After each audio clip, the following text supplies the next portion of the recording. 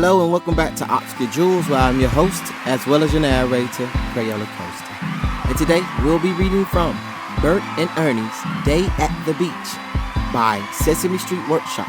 So as always, if you have a copy, please grab your copy and let's read together. Bert and Ernie are spending the day at the beach. Ernie can't wait to explore. Bert can't wait to relax. Ernie is building a sandcastle. He decorates it using seashells.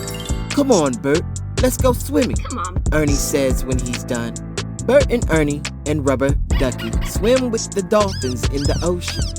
There are a lot of things to find under the water. What do you see? There are shells of all shapes and sizes. How many do you see? Which one is your favorite color?